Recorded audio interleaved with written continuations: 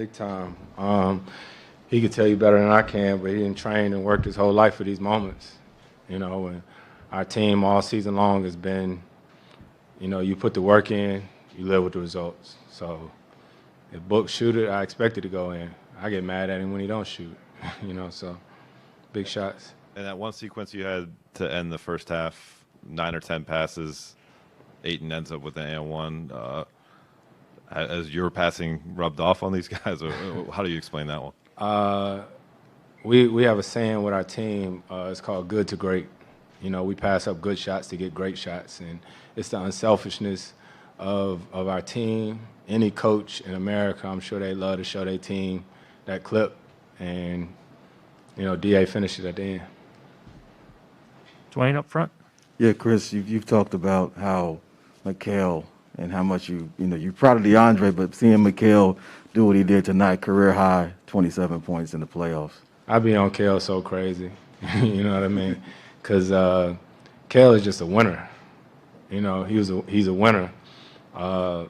When we won the Western Conference Finals, I looked at him and I had a flashback of him being at Villanova. You know what I mean? I remember him winning the championship there, and he's just a winner. He's going to do whatever you need him to do, offensively or defensively, and it's good to see him playing like this. Quick follow, Dave was talking about that one possession at the end of the first half. That possession in the fourth where, a shot is missed, Mikal runs it down, then another shot is missed, Ayton gets the rebound and kicks it to you in the corner for a three that you hit. How big was that sequence? You guys were up 6 at that point. It went up. It was huge. It was like the play of the game. DA. He's so hard on himself. He's so mad at how he played or whatnot. But I tell him if he doesn't get that offensive rebound and find me there in the corner, that was probably the biggest play of the game. So it just shows you how we all have to stay the course.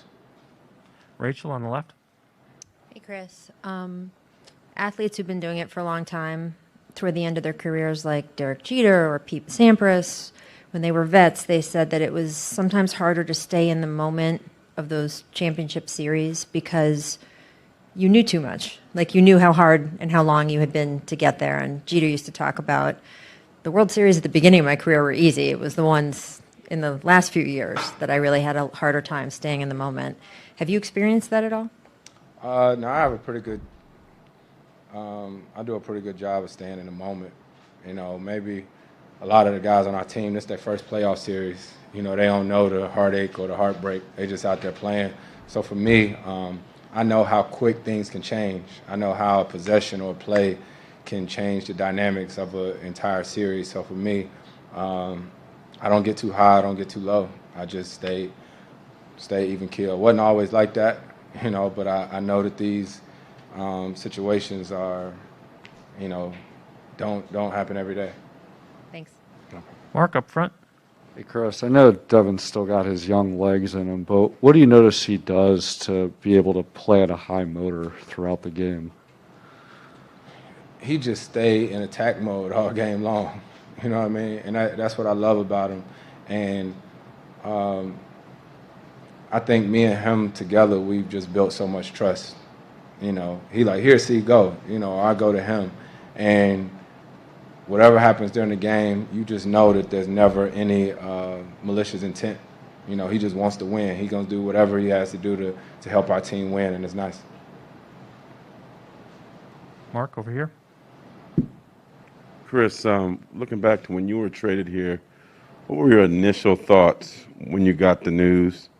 And could you have foreseen at this time being on this stage? I know me. I know how hard I work during the summer. I know how I play. I knew the pieces that was here. I knew Book was here. And like I say, I knew the pieces. I knew mine. I knew that we would have a system. I knew that we would build trust. So I'm not surprised. And what did you think about James having confidence in you?